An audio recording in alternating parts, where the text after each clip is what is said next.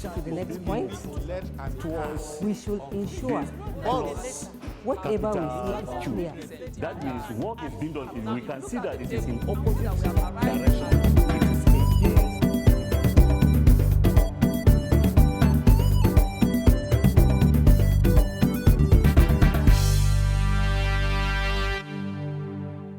Good day, learners and viewers out there. You are welcome to yet another segment of CRS. Today we are going to look at the topic Deborah as a leader. My name is Asebe David Ndagjana. Now, Deborah as a leader was one of those leaders that God used to lead the Israelites into the land of Canaan, that is the promised land. Now, my students out there, who was Deborah? Now, Deborah was a leader, a prophetess, a judge, and the wife of Lapidot. Now, Deborah, being a housewife, she was very faithful in doing God's work, and she was even a prophetess. She was receiving messages from God to tell the children of God what to do and what not to do in order to live lives worth emulating. Now, after the death of Ehud, the Israelites did evil in the sight of God, and God gave them into the hands of the Canaanites, whose king was Jabin. The Israelites were oppressed by Jabin for 20 years. He had 900 chariots of iron, and the army commander of Jabin, king of Canaan, was Sisera. Now, my students out there, in what we are going to discuss today, I want us to take note of who Deborah was, which we have already discussed. And I want us to look at the life of Barak. Who was Barak? Who was Sisera? And who was Jael? Now, we tend to see that God, in his own way, he has a way of drawing his children back to him when they have strayed away. Now, the children of Israel sinned against God, and God punished them. How did he do it? He allowed Jabin, the king of Canaan, to rule over them. They suffered in the hands of Jabin, the king of Canaan, for 20 years. Now, when they suffered to an extent, they remembered God. And God, in his infinite mercy, he did not destroy them, but he raised somebody to come and rescue them from that suffering. And who was it, my students? That was Deborah. Now, the Israelites cried unto God for help, and God raised Deborah the prophetess. She had a court under the palm of Deborah between Ramah and Bethel in the hill country of Ephraim, and the Israelites went up to her to judge their cases or settle their disputes. Just like we said at the beginning of the lesson, Deborah was a judge, and she was settling the disputes of the Israelites under a place called the palm of Deborah. So we found out that Deborah was into the issue of leading the Israelites rightly. Now, Deborah, who had heard from God, called Barak, the commander of Israel's army, from Kadesh, to gather 10,000 men from the tribes of Naphtali and Zebulun at Mount Tabor, and to engage Sisera and his army in war at River Kishon. Deborah assured Barak of victory, as it had been revealed to her by God. Now, Deborah, who had heard from God, God was ready now to rescue them, to set them free from the king of Jabin. So he called Deborah, told her to tell Barak to take up his army, to go to a place that he was going to engage them into war with his opponents. Now, Deborah, who had received from God, told Barak to actually take his men to that very place. Barak was reluctant to carry out such a deadly mission, but accepted if Deborah the prophetess would go with him. Barak was told by Deborah that the glory of the war would go to a woman. My students out there, you tend to see that Barak, who was an army commander of Israel, when he was told that he should go and meet his opponent, he felt he cannot do it alone. He cannot go because it was such a deadly mission. But he told Deborah that if Deborah would go with him, he was ready to go. And Deborah, who was a judge and equally a warrior, my students, accepted to go with Barak, and they went to the battleground. When Sisera heard that Barak had gone up to Mount Tabor, he summoned from Hagoyim to the river Kishon with his 100 chariots filled with iron. Sisera was going to engage into a war with Barak. Now, each of them got ready and went to the battleground. Now, we tend to see that Sisera, by the time he heard that Barak was ready for the war, he too got ready to meet. Now, what really happened? Deborah said to Barak, and I quote, my students, now, Deborah had already received from God that definitely the Israelites were going to win this war. And she did not keep quiet because as a prophetess, since she had received from God, she was supposed to tell Barak to get ready. So she went and called Barak, got him ready, and she said, go.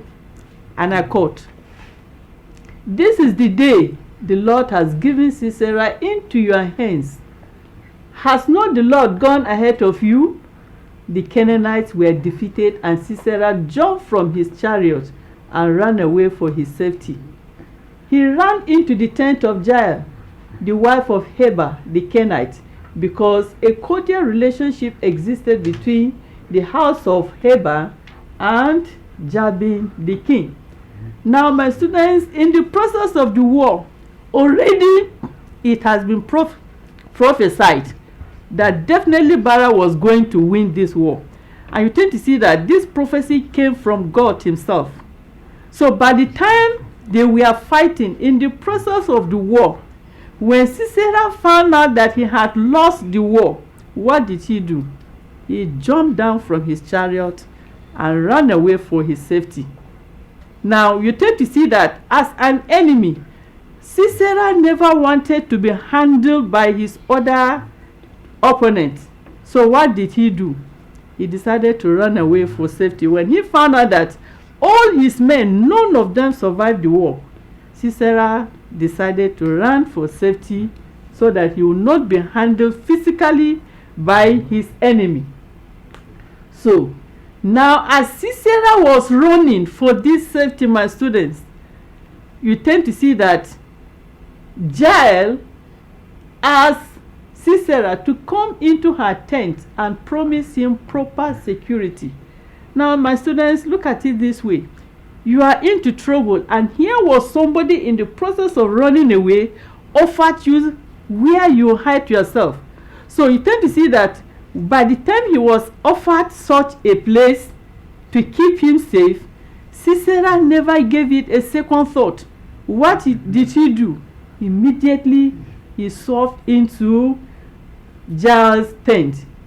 Now, on the part of Jael, she accepted never to reveal his presence to anyone who might seek it from her. Jael said to Sisera, and I quote, "Come, my lord, come right in. Don't be afraid." Now look at these words, my students. If you are told such words, you will never give it a second thought. So there was that certainty that he will be covered. So he never wasted his time. So Sisera entered Jael's tent, and she covered him with a blanket. What a scene, my students. When he entered, he lied down, and she picked her rug or blanket and covered him to assure him that he was in the right place.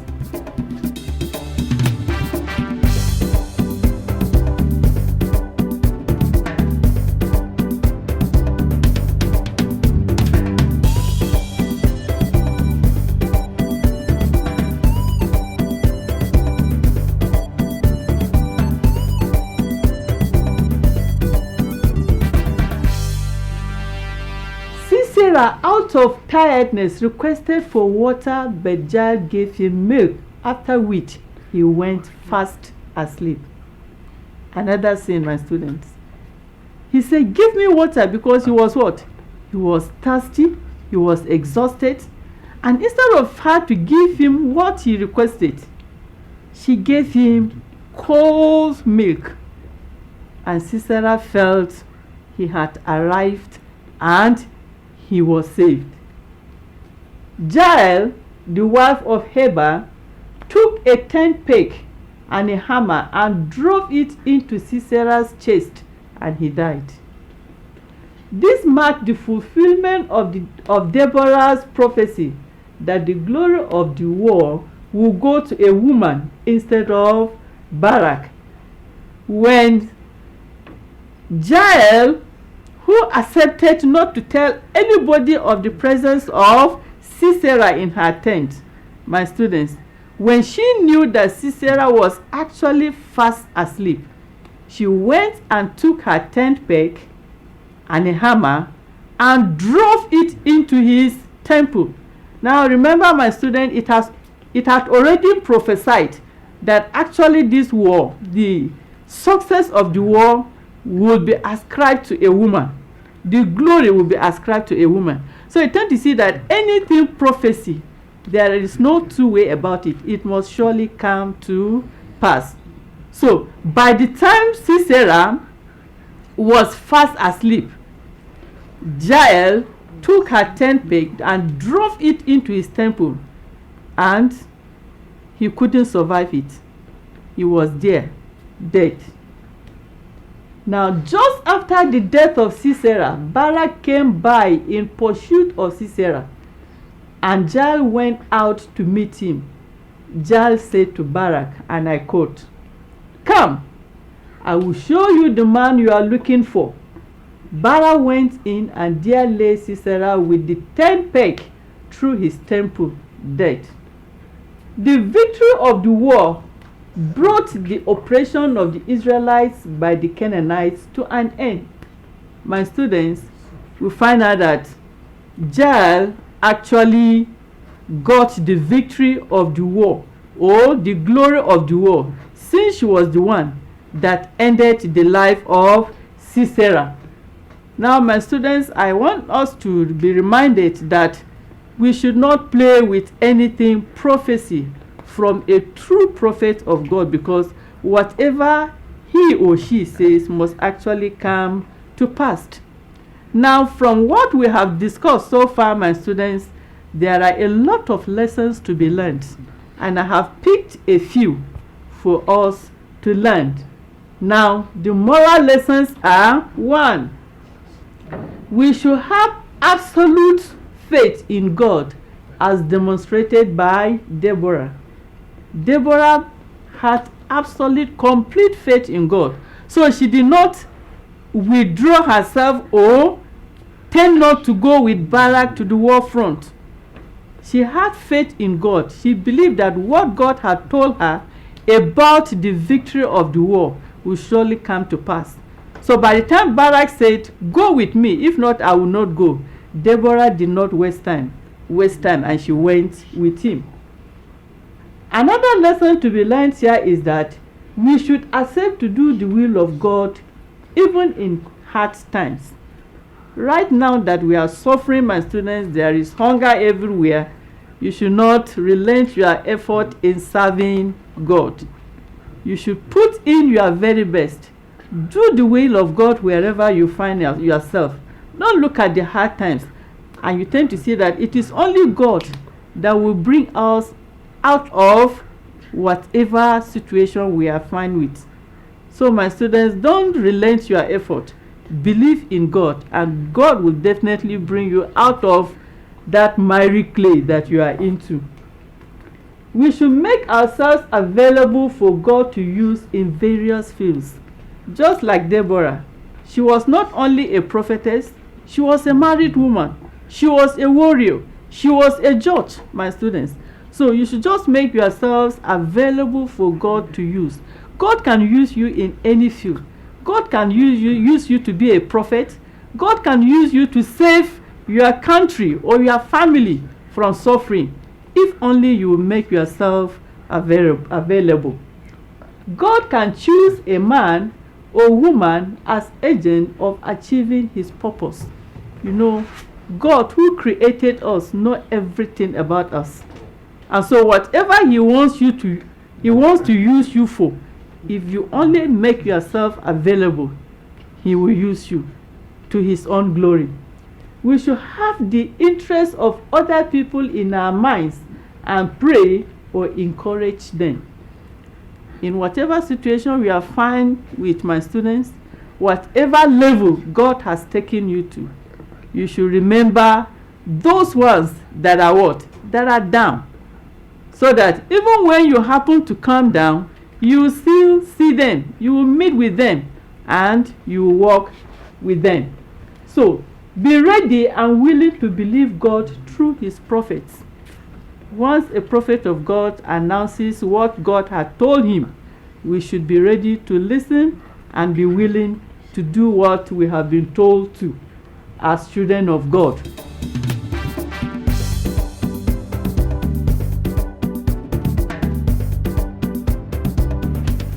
So, in summary, my students, we have discussed how Deborah was a prophetess, a judge, a leader, a warrior, and a housewife. She was married to a man called Lapidus. Now, we tend to see that the Israelites suffered in the hands of the king of Canaan. And what was the name of the king of Canaan, my students? Jabin, yes, Jabin. Now, they suffered for how long? Yes, for 20 years. And what did they do? They wanted to be free from that suffering. And they cried unto the Lord. And God, coming to save the Israelites, he used Deborah, who was a prophetess. And he told Deborah what will happen. Now, in telling Deborah what will happen, God assured the Israelites that he was definitely going to save them, but that the glory of the war will be ascribed to a woman. Now, by the time Deborah told Barak to go to the battlefield, Deborah was invited by Barak because Barak felt he cannot face such a deadly mission. And Deborah, on her own side, accepted because she knew definitely they were going to win the war. Now, my students, in the process of the war, we find out that Sisera, who found out that he had lost the battle because none of his soldiers survived it, what did he do? Yes, he dropped from the chariot and ran away. And in the process of running away, my students, where did you go? He was proceeding to Jael's tent because there was a relationship that existed between Jael and the king of Canaan. And as he went, here was Jael, as if she was waiting. My students, we should not forget it was a prophecy. So Jael immediately offered Sisera a place of safety. And he never had a second thought. He went into Jael's tent without any problem. And he even requested that Jael should please not tell anybody that he was in her tent. And Jael assured him. Now, on entering, we found out that Jael gave him cold milk instead of the water that Sisera requested.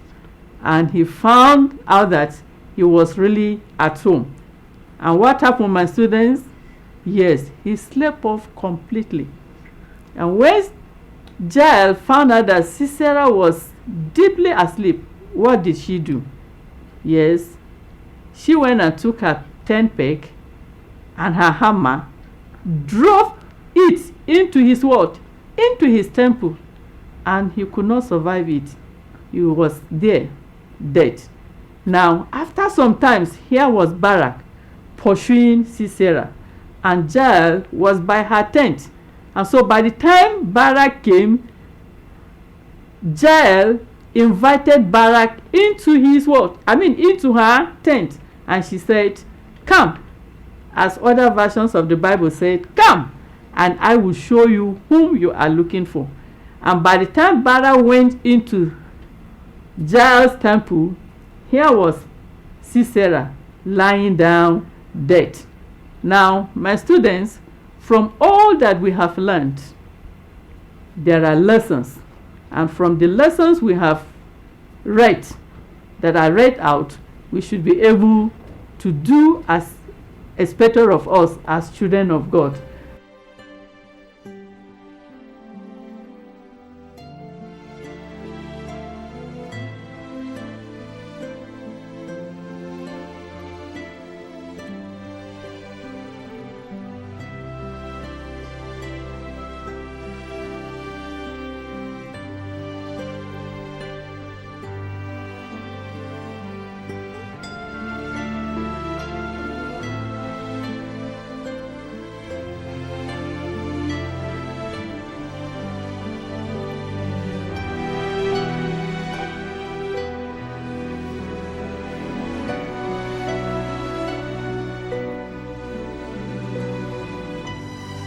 Now, before I step down, my students, I have an assignment for you. And the assignment is 1A. Come, and I will show you the man you are looking for. Narrate the event that led to this statement. I take it again. Come, and I will show you the man you are looking for. Narrate the event that led to this statement. 1B. Write any 2 lessons that you have learned. Write any 2 lessons that you have learned from this lesson. I remain your CRS teacher, and in case you want to contact me, please identify yourself, tell me where you are calling from, then you send in your assignment through my WhatsApp number 08077251542. Stay safe, keep learning till we meet in our next lessons, and God bless you.